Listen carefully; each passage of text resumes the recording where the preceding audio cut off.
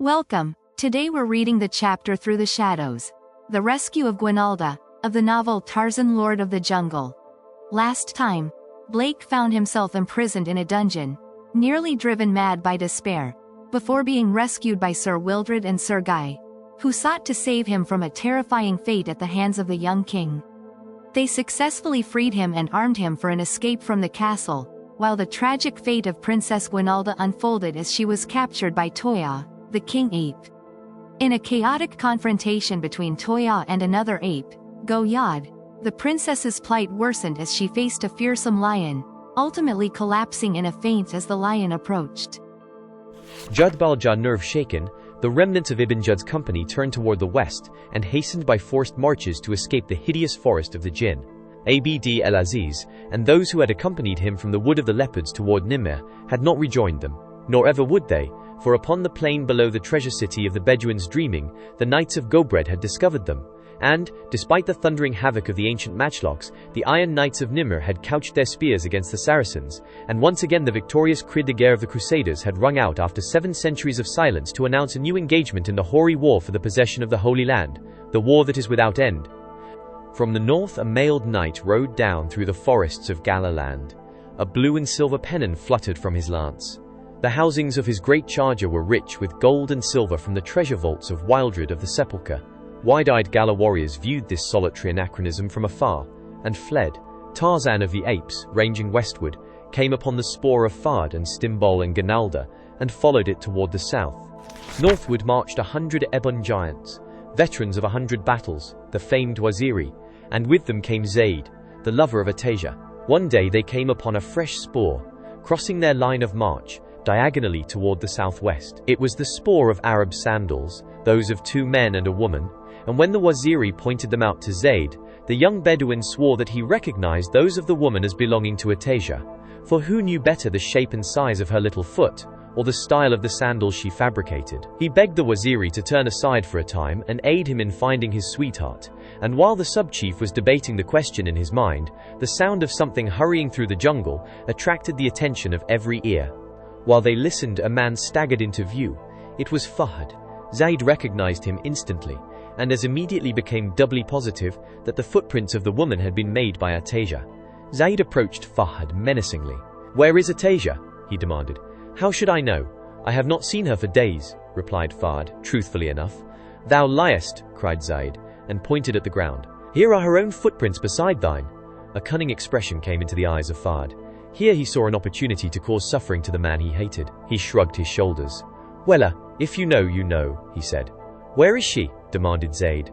"She is dead." "I would have spared you," answered Fahd. "Dead?" The suffering in that single word should have melted a heart of stone, but not Fahd's.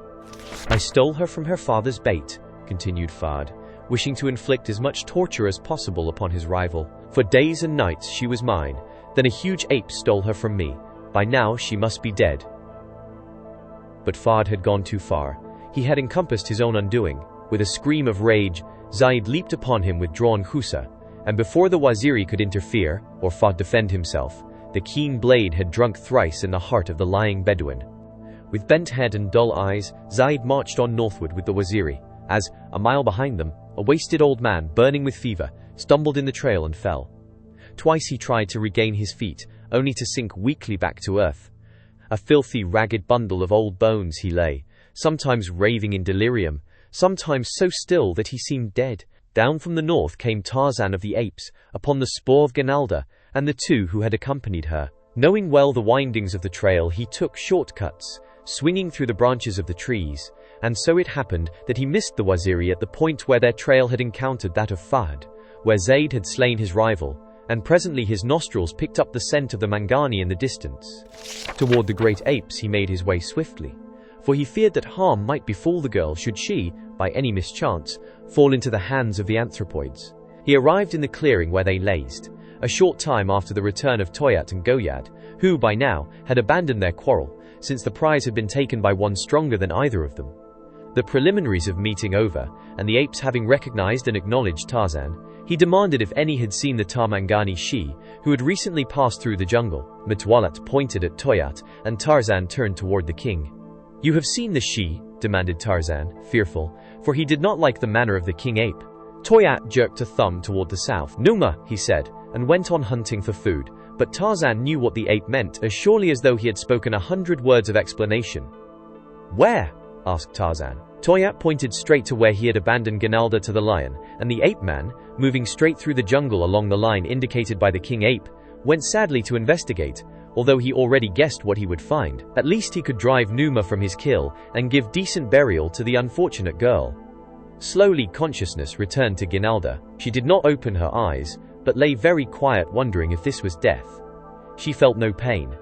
Presently, a sickly sweet and pungent odor assailed her nostrils, and something moved very close to her, so close that she felt it against her body, pressing gently, and where it pressed she felt heat as from another body. Fearfully she opened her eyes, and the horror of her predicament again swept over her, for she saw that the lion had lain down almost against her. His back was toward her, his noble head was lifted, his black mane almost brushed her face. He was looking off, intently, toward the north. GUINALDA lay very quiet. Presently she felt, rather than heard, a low rumbling growl that seemed to have its origin deep in the cavernous chest of the carnivore. Something was coming. Even GUINALDA sensed that, but it could not be succor, for what could succor her from this hideous beast? There was a rustling among the branches of the trees 100 feet away, and suddenly the giant figure of a demigod dropped to the ground. The lion rose and faced the man. The two stood thus, eyeing one another for a brief moment. Then the man spoke. "Jadbalja!" he exclaimed, and then, "Come to heel!" The great, golden lion whined and strode across the open space, stopping before the man. GUINALDA saw the beast look up into the face of the demigod, and saw the latter stroke the tawny head affectionately.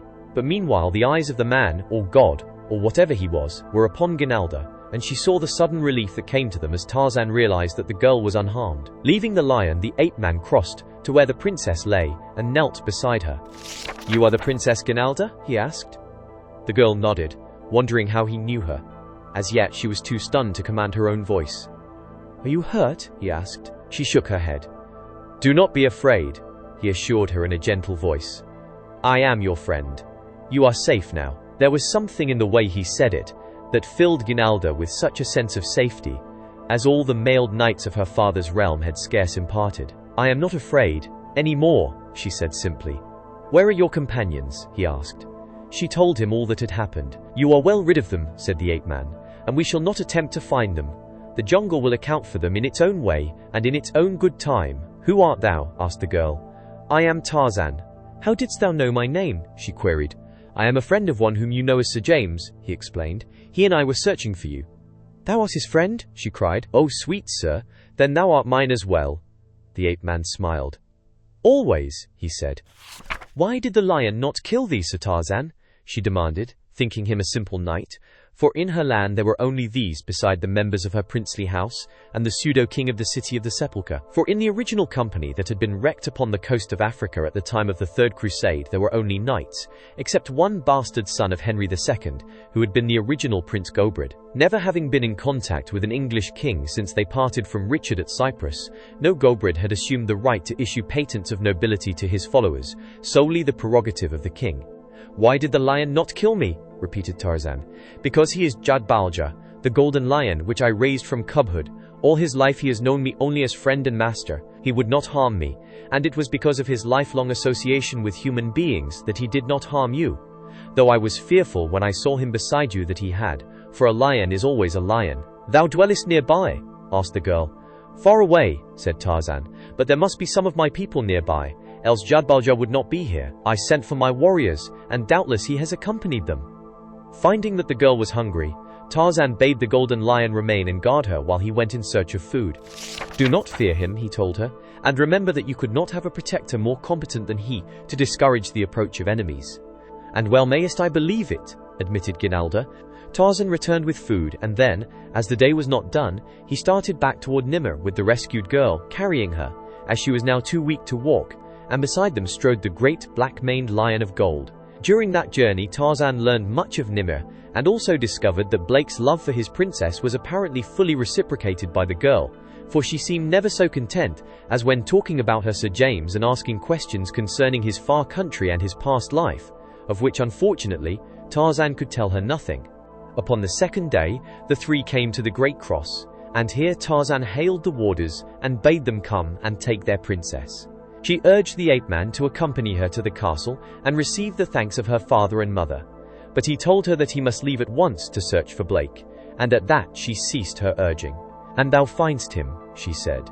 "Tell him that the gates of Nimr be always open to him and that the Princess GUINALDA awaits his return." Down from the cross went Tarzan and Judbalja, and before she turned back to enter the tunnel that led to her father's castle, the Princess GUINALDA stood watching them until a turn in the trail hid them from her view.